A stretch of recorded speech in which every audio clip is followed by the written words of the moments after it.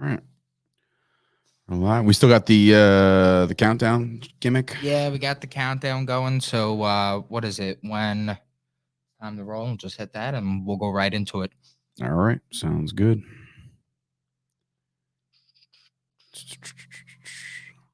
Let's just get into it. Here we go. Might as well, honestly. Let's do it, baby. 3, 2, 1.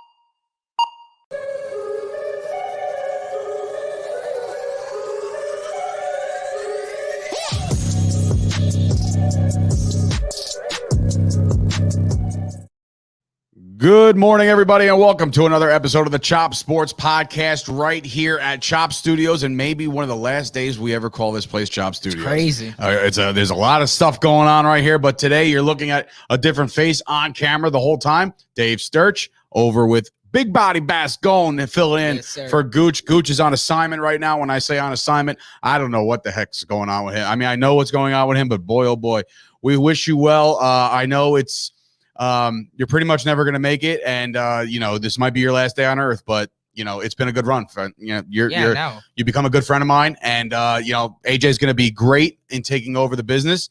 And I think that, I think there's a future here. I think there is a future here. So, and I'm feeling pretty good right now. I'm feeling fresh.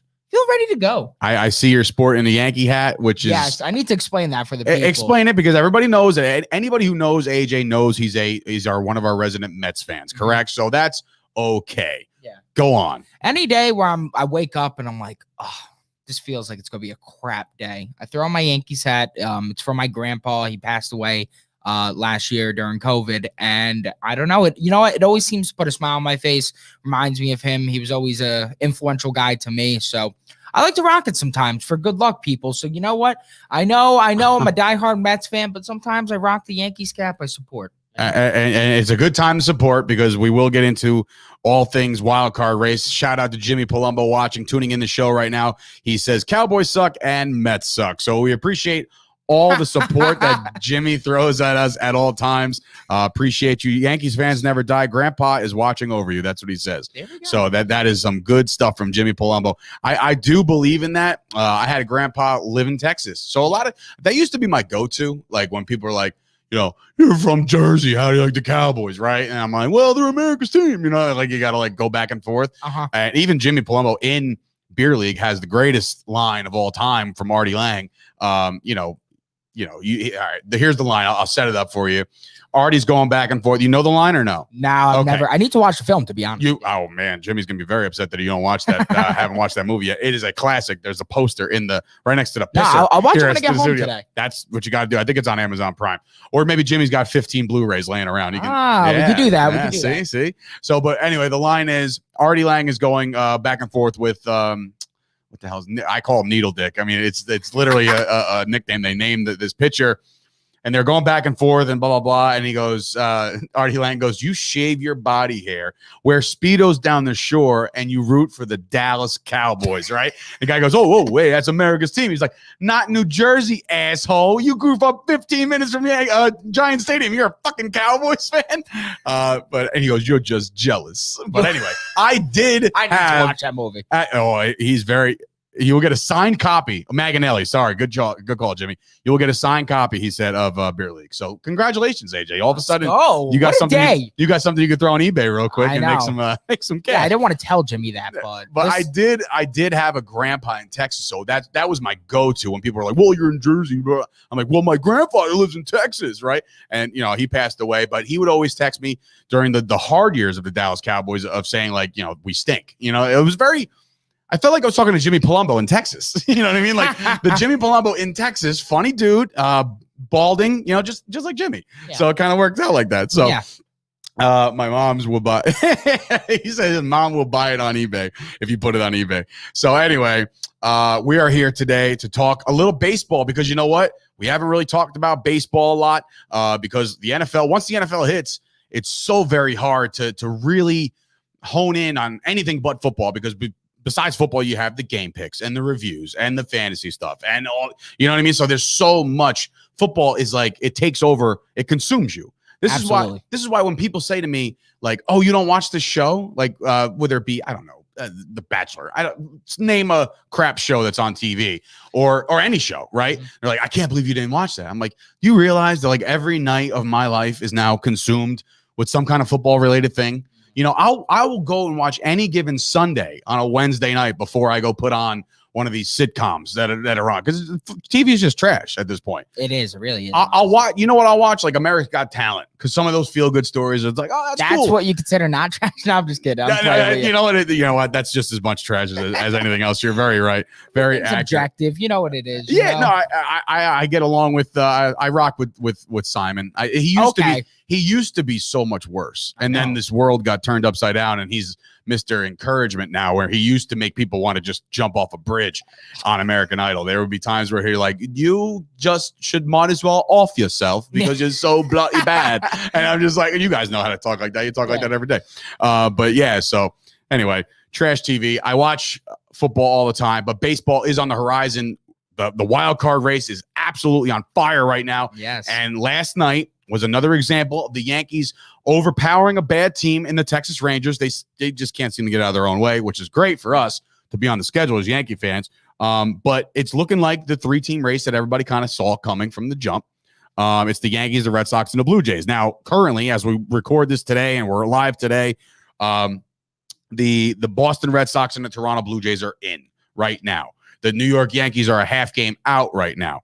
The benefit for the Yankees is it feels like, and it seems like, that everything is in front of them right now. Like basically they, in football terms, control their own destiny. Mm-hmm. Because after the Texas Rangers, they're playing the Red Sox and then they're playing the Blue Jays.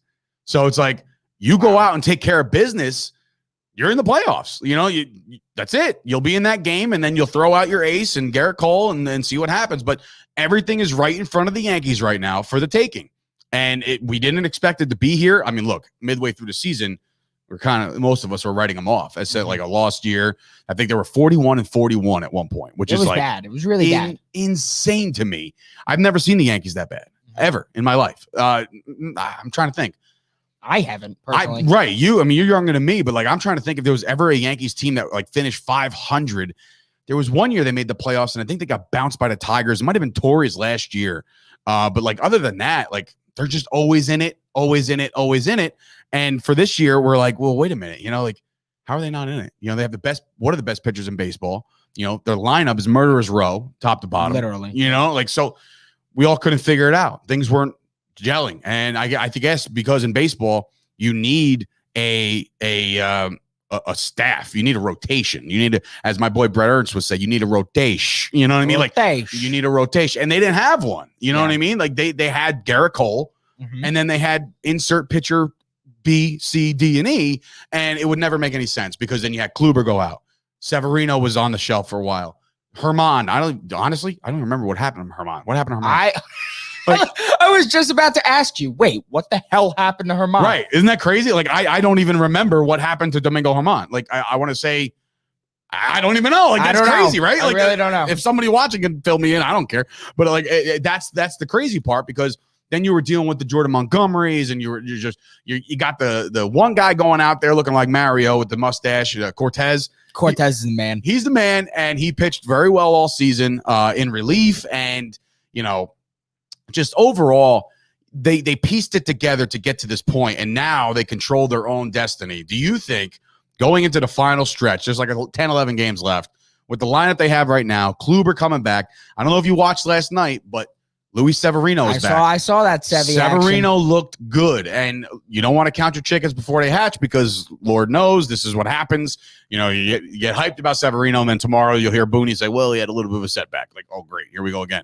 But I will say the Yankees have a chance. Do you think they have a chance? I genuinely think the Yankees have a chance. I think they'll perform in their two upcoming series against the Red Sox, against the Blue Jays. I mean, the one thing that I really think is the X factor here, right? I think that if Garrett Cole could go out there, could fix his mistakes in the previous starts and go out there and dominate, I think that a lot of momentum, a lot of morale is going to be raised through that. And I think that they could carry that throughout those two series. So I think a lot of this really is on Cole's shoulders. I know we're talking about how it's a staff, but lead by example, and they should be golden. Yeah, it's kind of crazy. This is exactly what Gooch wanted. And I hope you're I know, it's watching, Gooch. crazy. This is garbage. This is the crap that I didn't want. And you're like, I'm all for it. Let's go, bro. Let's get Yankees Red Sox in a 1-game playoff to see who goes to the play. Get all of that get out of here. I can't, no way, man. Like, give me the Blue Jays, give me anybody else but the Boston Red Sox, because at one point the Boston Red Sox were reeling, right? And they were the worst team in baseball through a certain stretch. Even when the Yankees were winning that 13 games in a row or whatever, the Red Sox were just completely out of the picture, right? And now here we are. And you have a chance for the Red Sox and the Yankees to play in that 1-game playoff in, hopefully, the Bronx. You don't know until you find out who's 1, who's 2. But that's not what I want. I'm not interested in that at all. Like, that's scary. No shit. I mean, no shit. But like that Boston Red Sox lineup, I know that you guys, the Yankees, obviously have Murder's Row, as you said, but there's some guys on that Boston lineup that are dangerous. Not even the bigger names. Some guys that just really produce. So I'm a little concerned, but I think that if the Yankees put that guy Garrett Cole on the mound, they got Sale on the other side. He's a lefty. The Yankees should be able to hit with the lefty if the whole lineup's righty. So I don't know. That's very true. Yeah. Other than the pieces they added at the trade deadline, which, by the way, by math, it's like, we should probably add a lefty or two. Oh, is that the idea? Like, you should have did that, I don't know, a decade ago. But look, it's in their control. The Yankees can pull this off if they so choose. You know, I say so choose because it's truly about which Yankees team shows up, who can hit the ball. You know, you got Stanton. Judge has had a phenomenal year this year, which by all means could be not an MVP, because obviously that's going to go where it's going. But, like, you know, as far as Judge is concerned, I think he's had one of his more productive years. He stayed on the field relatively. There was none of these like, oh, he's got an oblique strain, he's out for freaking 14 days. You know what I mean? Like, there wasn't anything like that. So with 10 days to go, 10 games to go, whatever the case may be, Yankees have it in front of them. But let's talk about something else that is surging right now. And we talked about the AL wildcard being good. What in God's what are they serving? What's in the water in St. Louis right now for them to rip off 10 straight games and now be in the playoffs if it started today? When I was betting earlier in the baseball season, one of my favorite things to do to start the season was to fade the Cardinals, and I was making nice money off of it. I'll tell you what, I haven't been doing that lately. This team looks so good right now. Goldschmidt looks rejuvenated. Arenado is producing, and the pitching staff looks pretty freaking good right now. It's very interesting. I did not see this coming out of the St. Louis Cardinals even in July of this season. So it's nuts that they're making this run right now. And the Padres, where the hell are they to be found? Well, they're having their own fights in the dugout, and then now they're trying to clear the air. And I don't really buy into any of that stuff. Like, look, when you're touted as one of the better teams in baseball or one of the more on fire teams in baseball, and then things start going where the wheels start falling off and you're just kind of like, I don't know if we can get this done. The frustrations are going to fly. Like, you are a professional athlete, and if you give a shit, which hopefully some of these guys do, you're going to get mad. Like, you could see me on Thursday nights playing co-ed softball, bro. I get angry if we're losing, especially to a team I think we can beat.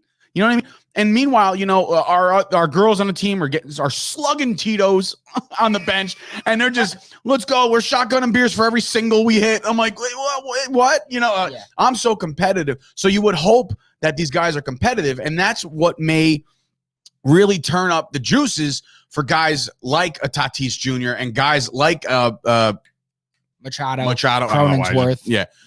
Those guys all at each other's throats because they want to win. I don't for a second buy that there's like actual friction between the two of those guys. Not for 1 second. Those guys are young. They're the future of baseball, and they're on the same team. It's like going to school and being picked on the same kickball team with your best friend.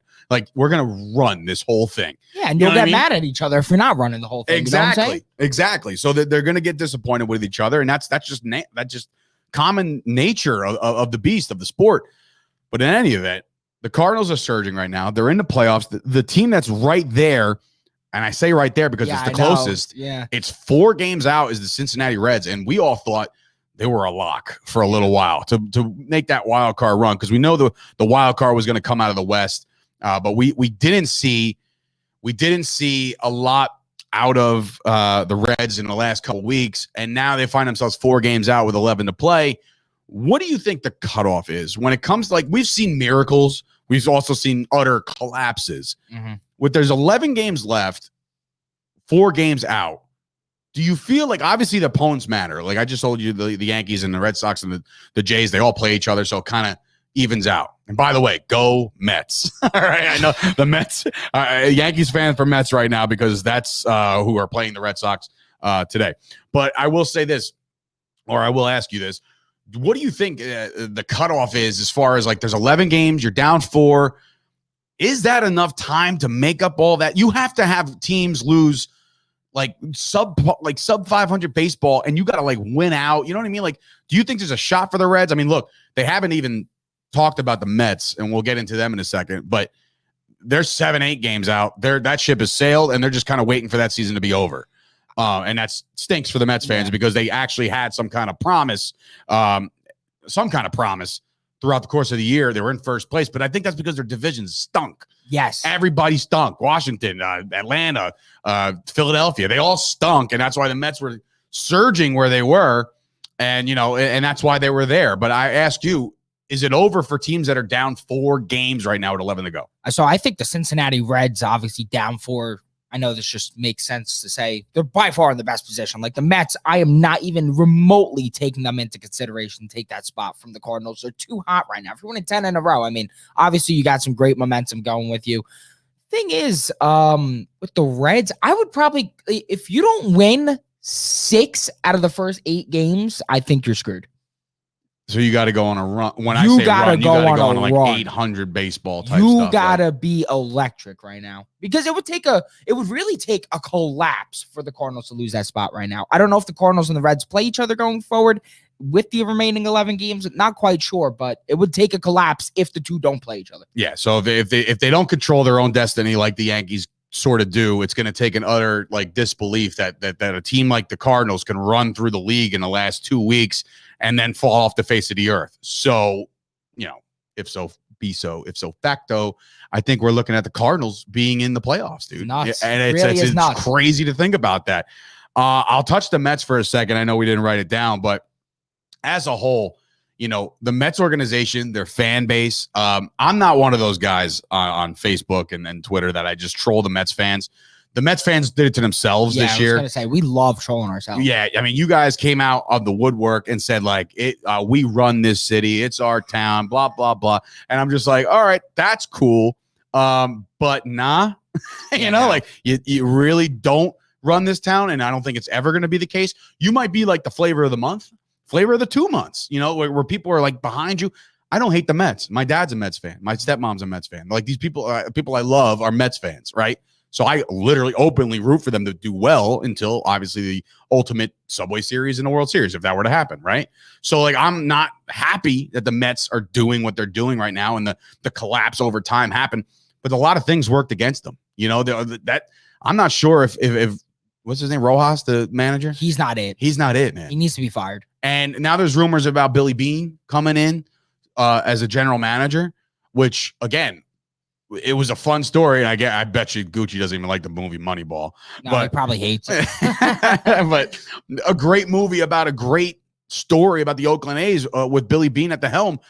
That's when analytics took over the scene. You know what I mean? Like, well, this guy, he can be, he can get on base a lot more than this guy strikes out. And let's rotate this guy. Let's bat him. Let's make him a catcher. Like all those crazy things. Maybe they need something like that, and maybe they need to blow it all up. I know it sounds ridiculous with a guy like Lindor as the helm, and they want to sign Baez, and they got some other good pieces, but maybe it's time for the Mets to start just thinking and just kind of resurface it all. Remember, the Yankees were in a blow-up mode a couple years ago, but it just turned out they still won 100 games. And it was just a weird, like, I can't believe this is supposed to be our rebuild year. You know what I mean? And they did good things.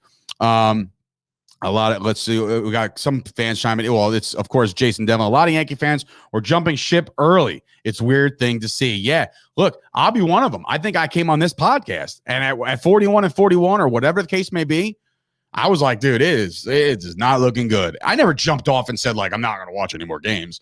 I just didn't think that they had what it took to make this run, and now They're still right here, but I'm talking about the Mets right now, and the season is just kind of deteriorating away, and it's kind of over. It really is over. It's over. They're just kind of going through the motions right now, just making sure nobody gets hurt or any kind of long-term injuries.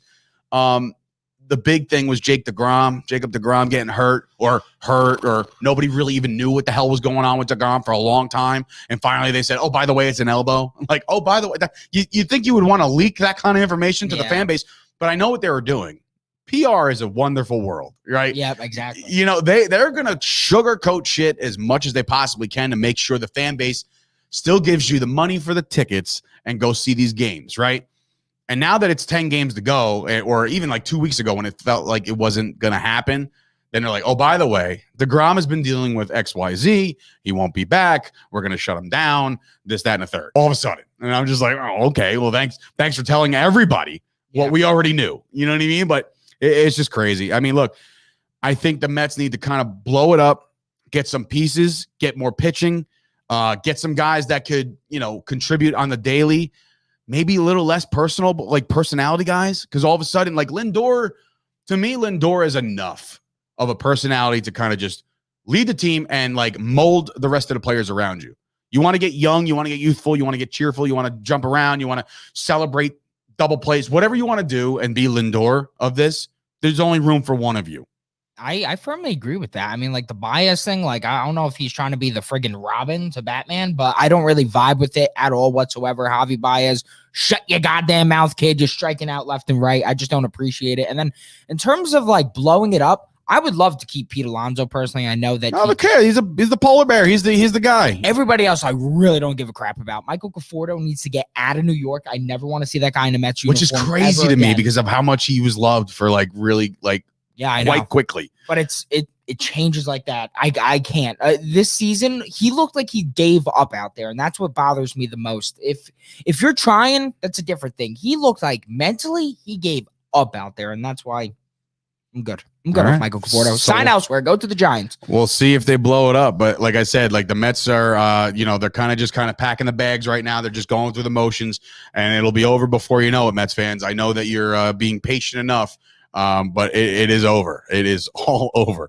All right. So what else we got on the dock? Baseball's heating up, obviously, but we got a couple more things that have shot off the charts. Ben Simmons drama. Okay. So if you're an NBA fan, which I'm a Knicks fan, you're a Knicks fan. Yep. This is music to our ears. This is fantastic. Perfect. Right? For the New York market, even Brooklyn Nets fans, this is great. What the hell happened? Like what went so wrong? Like, here's a guy, and I sound like Collinsworth. Yeah. Here's a guy who just didn't show up in the playoffs, and all of a sudden, the fans got ruthless. Those Philadelphia fans, look, we're talking about the same fans in Philadelphia that punched a horse in the face when you won the Super Bowl. You know what I'm saying? And ate your own shit. That's factual, okay? Philadelphia fans are just, you're like another breed of people. Maybe you're not even people. Maybe they're not even people. They're creatures. Maybe they're creatures. But I will say this. They've ate this kid up and spit him out because now he doesn't want to be there anymore. So what's the next play for Ben Simmons? First of all, it's got to be a trade, right? It has to be. They're not going to cut him. It would be stupid. They can't cut him. All that money, like, so why is this happening? Can he not hack it in Philadelphia? Why this is happening is because, simply put, if you're getting paid $40 million a year, you have to shoot the ball. It does not matter. You're all defensive player of the year. Did that win you crap in the playoffs? No. Actually, you go to Trae Young really, really well for one game and then shat the bed the entire rest of the series, allowing Trae Young to score nearly 30 points in every other game. Ben Simmons, he fumbled the bag here. He is the one to blame. I'll tell you what, Ben Simmons ain't the nicest guy in the world either. Remember when Ben Simmons scored 1 point against the Celtics in the playoffs and everybody was ripping him? I saw him in the airport the next day when I was on a flight, and I bumped into him by accidentally. I said, hey, Ben, what's up, man? You were great, blah, blah, blah, blah, blah. Can I get a picture with you? No. Just denied you? No. I said, oh, all right. Have a good one, man. I then turned around and was like, fuck Ben Simmons. I'm like, no wonder his jump shot never meet your heroes. It reminds me of you should have retaliated. When he said no, you should have gave it to him like he's not a person. Like this, here's a story for you. When I was how old was I? It was 95. So I was 10 was 10 years old. My mother took me to the Cadillac golf outing. She got tickets through her boss or whatever. She used to take me. I think I went once. Gooch said he's been there a million times, but it was all NFL athletes, right? So the who's who was there. I'm talking Marino, Elway, Phil Simms, all these guys were there. There was a couple lower tier guys. Jeff Blake. I don't know if you even know who that is. No, I don't. Former quarterback of the Bengals. There was Eric Kramer, former quarterback of the Bears. Now I'm really dating myself here. Richard Dent, who's a Hall of Famer now, I believe he died, was there at the time. There was it was a moment where I saw Felipe Sparks, who was at the time the New York Giants cornerback. Okay. Now everybody knows I'm rocking my Dallas stuff, because that's who I'm looking for. I didn't meet one goddamn Cowboy that day. It was just full of everybody else, right? So I'm there, and I'll never forget it for as long as I live because it's that detailed. My mother actually has a picture. This is when fans and players can actually interact and nobody can get like a lawsuit because this is what happened. So he's putting. He's on the green. And I'm like, I'm a kid, 10 years old. So I don't care who you are. I want your autograph. I have a football. It's autographed by everybody, right? I'm like, Felipe Sparks, can I get your autograph? He goes, yeah, man, as soon as I hit this putt, right? So he putts and he misses. So I just said, hey, can I get that autograph now? Like you missed, but whatever. He goes, dude, I just said, I'll get you your autograph as soon as I make this putt. So my rebuttal, because I was a 10-year-old offended little Davy, right? Yeah. I said, you know what? I don't want your autograph anymore. And with attitudes like that, that's why the Cowboys trounced you 35-0 a couple weeks ago. When I tell you, he looked up from his putt. He said, what did you say? And I was like, nothing, right? He comes running at me, goes under the divider, tackles me to the ground, and gives me a bunch of fake punches. Oh, fake punches. Yeah, fake, like he's playing around. He's playing around with 10-year-old kids. Now, if you do that, the guy's doing 5-7. Oh, yeah. Like a 5-7 bid. But anyway, it's just funny how you didn't retaliate on Ben Simmons for being a prick. You know what it was? I was just like, you know what, Ben Simmons, I don't need a picture with a bum ass who scored 1 point in the playoffs anyways. You know what? Like, I could score 1 point in the playoff probably. Like, who the hell needs you? Do you think you could? Do you think you could? Adam, let's just say you're in the starting lineup for the 76ers. If I'm getting 30 damn minutes, I think one time I could just be like, just chuck one up and not get crushed. I'm great at drawing fouls. I could draw a great foul. So honestly, you like that? Maybe I can score 1 point in a game. There you go. I'm definitely better at the line than Ben Simmons. I'll tell you that. I think everybody's better at the line than Ben Simmons. So, but so Ben Simmons, he won't report. And now he's got to be traded because they're not going to cut him and he'll all that money. So I beg the question, who's a suitor? I mean, who's got that kind of money to just because they got to take the contract with them. That's how trades work. Unless you swap supermaxes or whatever the hell the terminology I've is. already kind of married in my head is Ben Simmons to the Rockets. I kind of thought that was already going to be a thing when James Harden was being traded. But now the 76ers are trying to ship out John Wall. And I know John Wall is obviously nowhere near the level of Ben Simmons' other skills, not shooting. But I think he would be a better fit in the Philly offense. He would actually distribute the ball. He'd shoot a little bit too, actually shoot the ball in the fourth quarter of the playoffs. It's not necessarily more so the talent, but just the fit. And obviously what the Rockets would have to do is in that huge trade where they got all the firsts from the Nets and some of the other trades they did throughout the season as well, they would have to throw those in with Wall for Simmons. I love the idea personally because Ben Simmons, you want a face to your Rockets franchise. Ben Simmons, the unliked kid, let's see what he could do. I don't know. I think that there's a lot to prove for Simmons. I think that in a new situation, maybe he'll be hungrier to prove something. Maybe with Philadelphia, he feels, you know what? I've tried. They don't want me. Fine. F them. I'm going to go to Houston, Golden State, wherever the hell. If he goes to Golden State with Curry, I'll go nuts. I think it would be sick. And I would absolutely lose my goddamn mind. That would be another one of those super duper teams with all his talent. Let's see who can run with the Lakers and is that. Oh, that would make me so mad. So mad. I mean, and with the Warriors, I just think that's a weird trade. They would have to send a lot in terms of picks, and they don't really have a player that I see on the roster that would just naturally mesh with the 76ers. That what the 76ers really need is a point guard who could shoot and distribute, and the guy that is that for the Golden State Warriors is Steph Curry. Right. So then therefore, he's priceless. Therefore, yeah, it wouldn't really work. But listen, we'll see what happens with Ben Simmons. But obviously, will not be reporting to camp, which starts, I'm assuming, soon. The season is a month and a half away. So I'm assuming. I was shocked by that, by the way. Like my friend, that is back already. Yeah, my fantasy basketball chat already started up. I'm like, guys, fucking enjoy the football season. Enjoy the goddamn football. Well, maybe season. they're Jets fans and Giants fans, and they already kind of just want to be like, I don't like football anymore. Nah, yeah, they are. So there you go. Makes sense. Not all of us have wins nowadays. Yeah. Anyway, speaking of the NFL, there is some injury news to get to. Is that next? Yeah, that's next. Yeah, let's bring up Big Ben. Big Ben now questionable for Sunday as the Pittsburgh Steelers look to bounce back off of their, showing. They got embarrassed by it was a really bad. They played bad football against the Las Vegas Raiders, and I think that. We said it yesterday. We've been saying it. We've said it when we were watching the broadcast, me and Gooch. And I'm like, yo, Ben is getting beat up. You know what I mean? And that offensive line, I compare it to the Giants. Like, you have stars on your team. I say stars. You know, you have money invested or draft picks invested in a Daniel Jones and a Saquon Barkley. Barkley's a star. Barkley's definitely a star. He's a star. But like, why wouldn't you not like address the thing that protects your star, and that's your offensive line? When they realized that guys were retiring, jumping ship, going to Baltimore, going this, going that, and they just cheaped out. The Steelers cheaped out on the offensive line, and you have a 40-year-old quarterback, which I don't know if he's 40 yet, but I'm pretty sure he is. He's has to be, right? Close. He's got to be something close. He was drafted the same year as Eli and Phillip Rivers, so I'm assuming that they're all the same age. So maybe close to 40. But in any event, like, he's a statue as is. So he can't move around the pocket, and then he does not have a pocket. So he's getting crunched every single drop back. And I said this to Gooch. I said, look, every time he drops back, he looks, but by the time he gets two reads, hey, Chase Claypool, are you open? No. How about you, Deontay? No, not either. And he looks for that third read, you're done.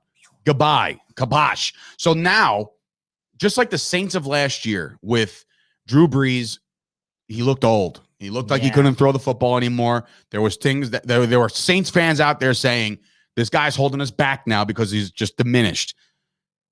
Would Ben missing this game coming up this week be beneficial for them to realize that they might be able to function better without Ben Roethlisberger? So my only problem with that, right, is that while I do think they actually probably could function better without Ben Roethlisberger, they don't have a single backup quarterback that has shown any bit of promise to me. Mason Rudolph, in my opinion, has been horrible throughout his NFL career. Horrible. He's still recovering from his carved-in head when he got knocked. I can't blame the guy. He has a permanent concussion, but what is it? He looks horrible. Dwayne Haskins, I don't think has ever shown a glimpse of promise, so that's not really good. And then the O-line, we need to emphasize that, because not only is it affecting the passing game, not only can Big Ben not really make the reads he needs to make, Najee Harris is not getting the rushing yards he needs. It looks like a mess over there in Pittsburgh offensively because, listen, as talented as Najee Harris is, we saw what he could do in space with that 25-yard touchdown reception.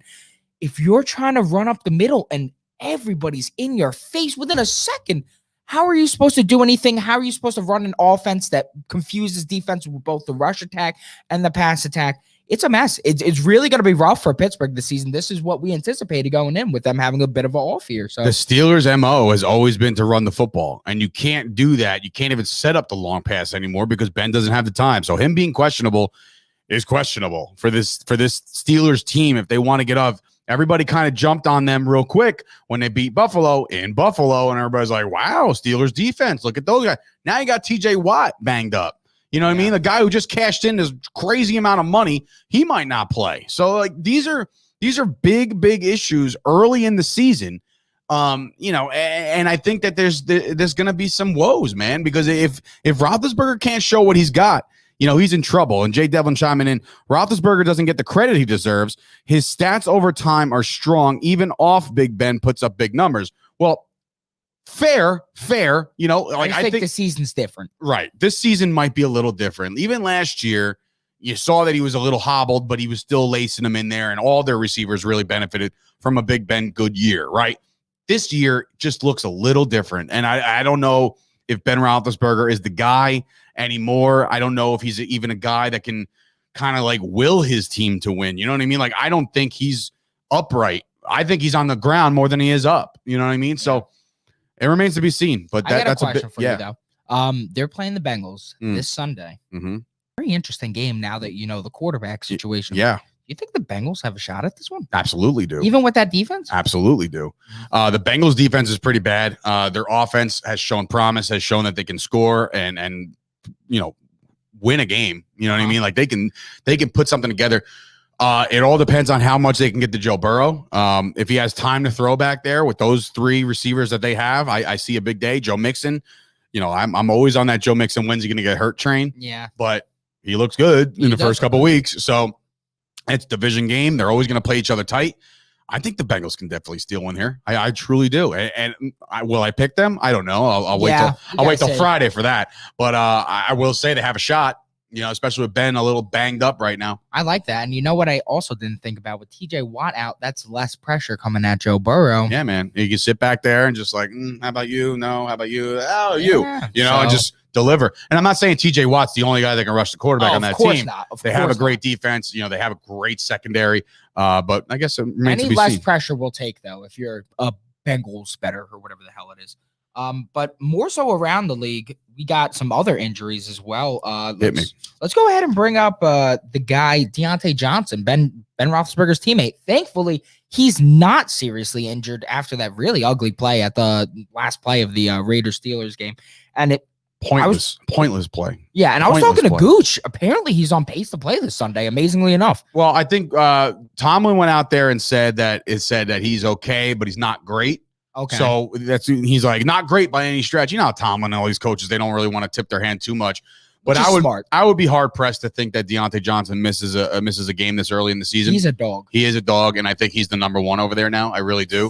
Dude, looking at that target share, it's not even close. Yeah, leaps and bounds, the better receiver of the three. Chase Claypool is obviously number two, and Juju being the third one. Chase Claypool has the potential to be way better than Deontay Johnson, but at the moment of writing, Deontay Johnson's much better. Yeah, so I mean it's with that injury, I think he'll go.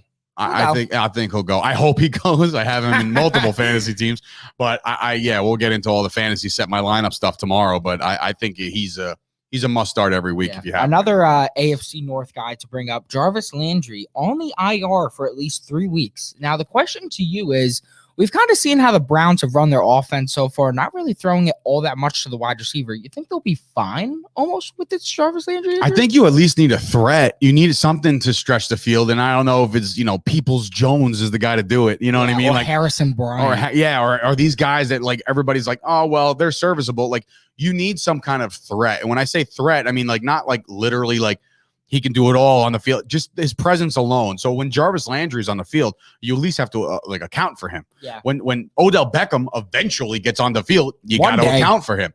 I don't know Odell's status this week. They could be without both. Yeah. That team is a running football team right now with Kareem Hunt backing up Nick Chubb. Those guys are great. I don't know if you listened to any of the audio that they captured from Baker Mayfield. No, I didn't. Oh boy, it's a doozy. So go on like Showtime or one of those Instagram pages. They actually mic'd up Baker Mayfield last week. Showtime did, and his shoulder actually popped out of the socket, and they reset it for him, and he was just like, "Oh, I'm good.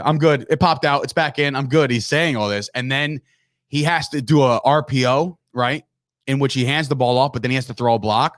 He throws a block with his good arm and choke slams the guy to the ground.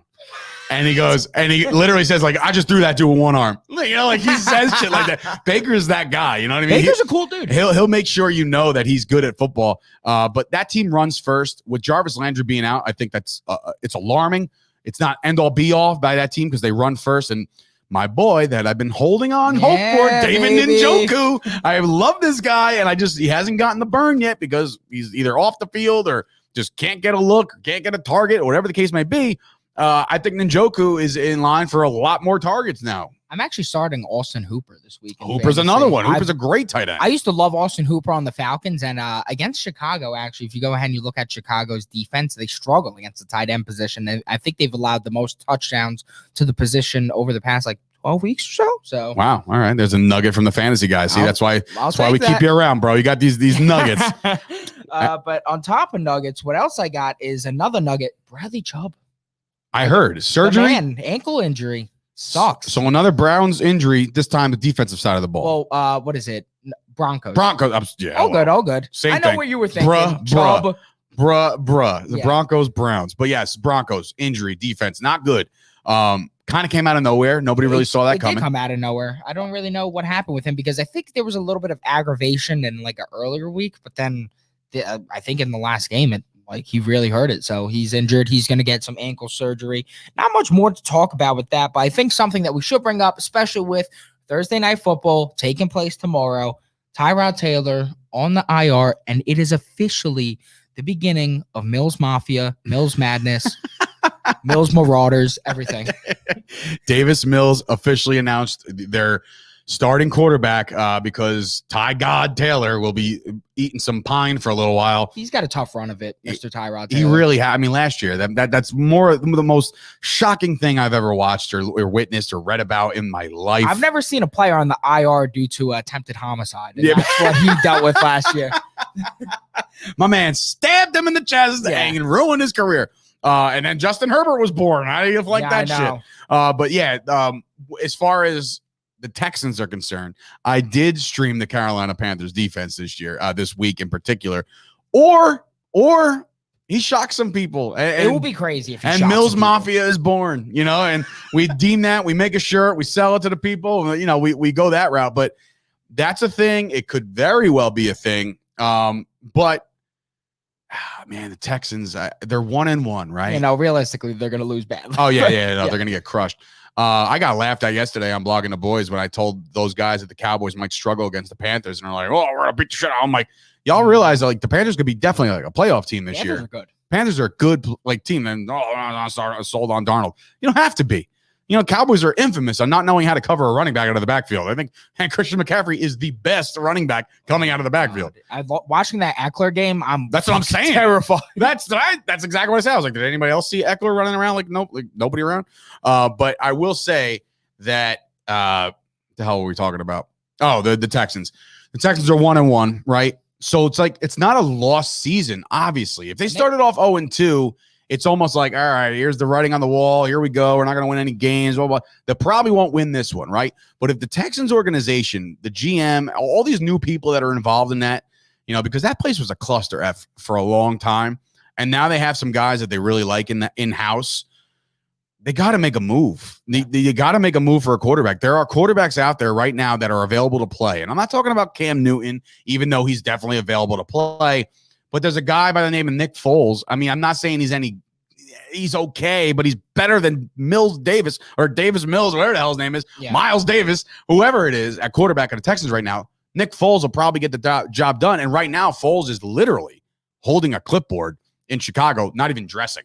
Not even dressing because they got Dalton and they got Fields, right? Yeah. So then there's other guys like Joe Flacco, Gardner Minshew. There are backup quarterbacks out there that are just going to sit there and rot outside of catastrophic injury. If the Texans were smart, I mean, they've made bad trades before, but a good trade right now would be to get a quarterback in-house. Yeah, I mean, the only thing I think with them is that they know that the season's kind of a lost cause. Like with the talent on their roster, it would be really hard. But the one thing I will say that I'm almost proud of the Texans, they have a ton of fight. Like that first game coming out, whipping that Jaguar ass, like that was impressive. I'm not gonna lie, because David Culley, a guy who, when he coached the Chiefs, had 0 touchdowns for receivers. The position he coached, they looked pretty damn good week 1. A lot of receivers were getting touchdowns then. And then in week 2, I guess the Browns team, they had like a lead for a decent portion of the game. They right? did. And I will say their running back group is on paper is pretty good. Maybe a couple years ago on paper was, Philip Lindsay, Ingram, there was another David Johnson. Yeah. So they're good, right? But I don't know, man. I'm hard pressed to see the Texans call this after 3 weeks of losing a washed year. Just because your quarterback is a piece of garbage doesn't mean, I'm talking about Watson, not Davis Mills. We love Mills. Yeah, Mills Mafia all the way. Yeah.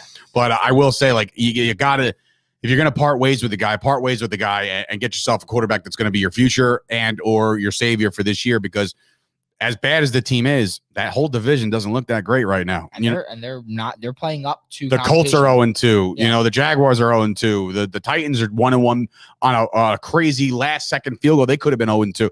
So this division, I'm not saying that. Look, I had the Texans going 0-17, right? They already exceeded my expectations. So now it's just like house money.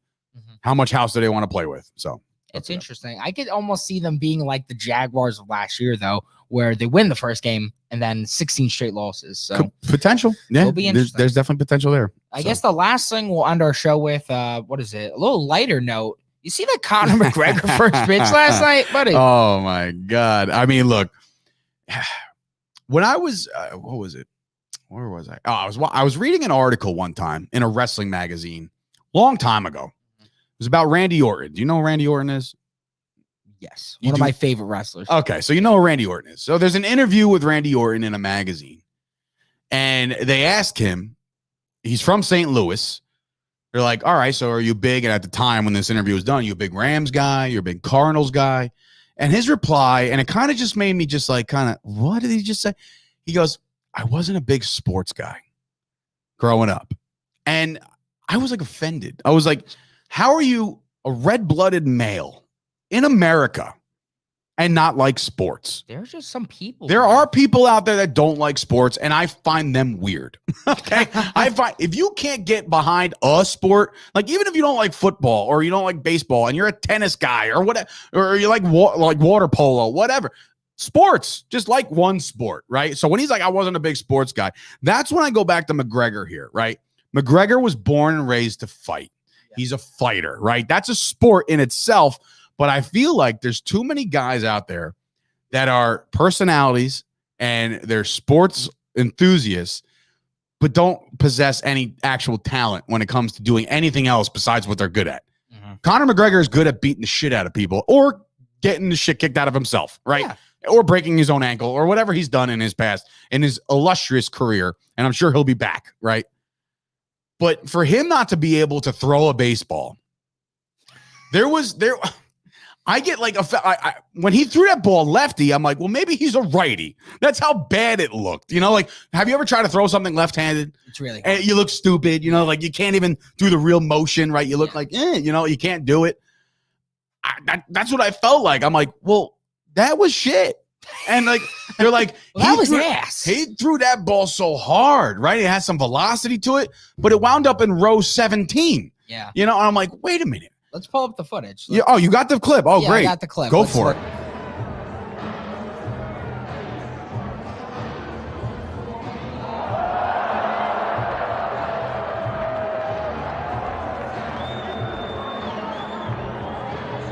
Fuck. Well, maybe also, just maybe you don't wear your tightest jacket on that mound when you're trying to throw a baseball. Why does he have suits so tight that I can see his ass crack? Right. Brother. I never got into it. And the same thing when it comes to like the guys that I have like one pair of joggers, one.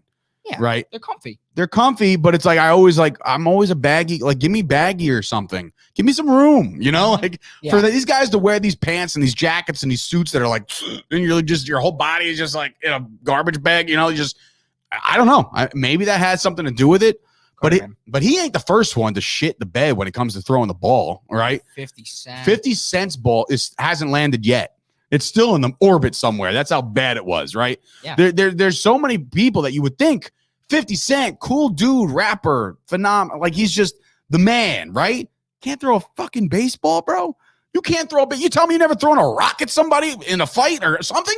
Nobody taught you how to throw a baseball? You didn't self-teach yourself to throw a baseball? It's a baseball. Like a football is a different ball game. You got to grip the laces right. You know, you got to throw a tight spiral. There are people that I know that are athletes, can't do it.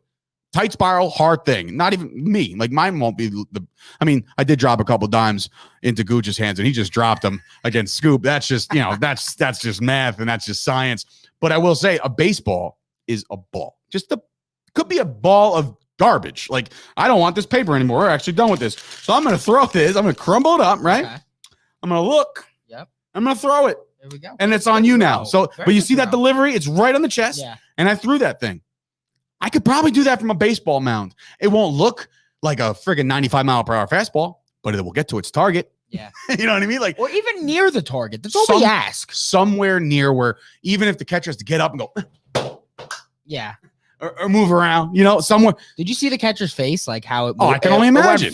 It went from like smiling, like the guy was like, to like, like what the hell just happened? He was in a state of shock. He was in an absolute state of shock. It's so bad. It's so bad. It's so cringeworthy, but it's like, it is what it is. But it is a fantastic way to end this podcast today because it's lighthearted and it's just, he just don't do it. Oh my God. And then he sang "Take Me Out to the Ball Game." That was hilarious. The worst. He didn't even know the words. It was like, "Oh, take me." Yeah. Ball. He knew nothing. I'm like, how do you not know the words to the most American song in the history of songs? Because he's a fucking scouser. There he is. That's probably it. He's not a scouser. He's an Irish male, but I'm saying. In any event, McGregor, just stick to fighting, rehab your damn ankle, stop picking fights with Machine Gun Kelly, and just get back to the octagon. Okay, personally, I would have loved him to rock Machine Gun Kelly. Oh, anybody would. Anybody would. I can't even say what I would say. And then he would take Megan Fox and take her back too. You know what I'm saying? Back to me, Lord. Right. Oh, Jesus. All right. Got alarms go off and everything. But all right. So with that being said, it has been a morning here at Chop Sports. A lot of shit happening today. There's a lot of things. We're going to touch on something brand new on Friday. I just got the go ahead to talk about something that you guys are going to be very, very interested in. If you're a fantasy football or a fantasy sports player, this is a whole new world, man. It's a whole new world. It's going to be something that literally, and me and Gooch both believe in this, could revolutionize fantasy sports as you know it. And I'm being honest with you. I'm not just blowing smoke. I'm not just building hype. If you're a fantasy football guy and you want a real test, it's coming your way. It's coming your way on Friday. And today at 5 o'clock, I'm going to be meeting somebody to potentially buy out the rights to the studio. So it will no longer be Chop Studios. It will be named something else in due time. Let's see what happens there, because again, setting up a lot of cool things for Chop Sports. We're grinding, moving forward. AJ's doing his thing. Gooch is probably doing a shit ton of graphics at home while he can't even sit. Or whatever the hell he's got going on. We hope he gets better real soon. We hope he's got him back here tomorrow for a Thursday night football preview, because we do have a jam-packed matchup between the Carolina Panthers and the Houston Texans. Two of the premier teams. Two of the premier teams in the NFL. So for Sturch and Big Body Bass going, this has been another episode of the Chop Sports Podcast, and we'll see you guys tomorrow. You know who I'm starting at the flex this week? Gooch's kidney stone.